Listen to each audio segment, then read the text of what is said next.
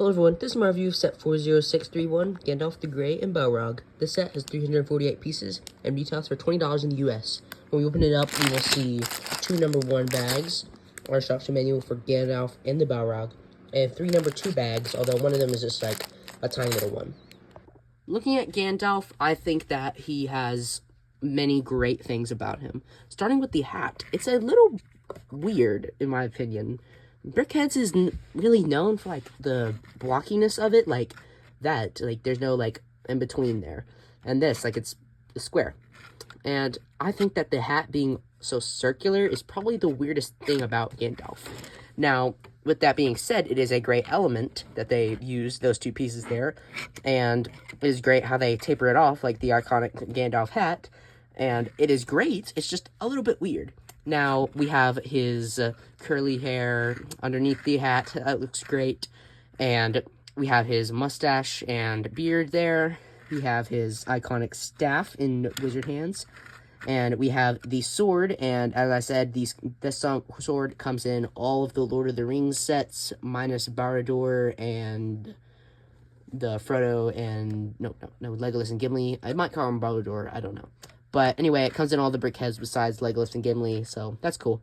And he has his little brown belt. That's nice. We have no printed elements other than his eyes on this, so that's cool.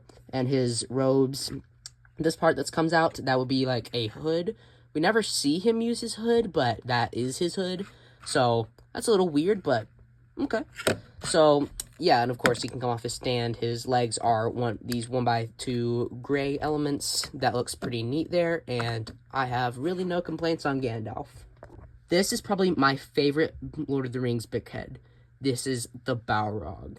I love this thing. This is the majority of the pieces. Like, you see how big he is compared to Gandalf. Like, yeah, like, it's probably maybe like 50 pieces extra, but I mean, this is so cool. Looking at it, like, we have the wings here that can flap. I don't think he actually flies in Lord of the Rings. No, he doesn't. So, yeah, that's cool. But, yeah, looking at that, we have the same, but just mirrored there. You have some flames coming off of his legs there. They are really tall because, of course, it's a Balrog. We have some more dark red in here. We have his horns there that come to a point in there. Looking at his face, we have a new element there for his eyes. That is printed on a yellow instead of a black stud, and it's white. So, yeah, the same printing, just on a different element, so that's cool. And we have actually some teeth there. Lego doesn't usually do mouths on brickheads, but for some things like this, like, you gotta give it a mouth. We have some flames on the top, and that's one of the Balrog's most iconic parts. You have some more fire on the back. He has a tail with some fire on it, and a little clip on the back, and no printed pieces or anything on this. I would have maybe liked to see a little bit of flames going on that, but overall, he also has a whip, and that is iconic whenever Gandalf says, "You shall not pass," and then he thinks he's defeated them, and then the Balrog takes Gandalf with him. So, it's a good thing they put that fire whip in there, and yeah, this is probably my favorite Lord of the Rings brickhead, if I'm being honest. Overall, for $20, this is a no-brainer pickup, in my opinion. I mean, Gandalf the Grey, like, you could buy this, and if you're a fan of just The Hobbit, so, yeah. I mean, this is a fan favorite of mine, and I just love this thing so much. It's so beautiful, and that Balrog, I mean, that Balrog steals it for me. It is such a beautiful thing.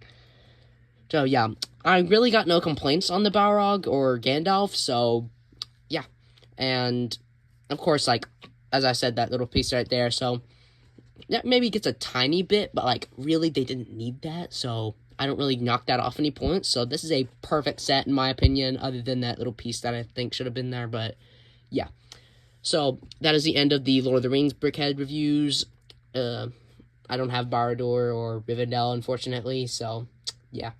So I will have a room tour coming out soon, so stay tuned for that. I have some Lord of the Rings minifigures that you'll be able to see, so yeah, stay tuned for that, and I'll see you all next time.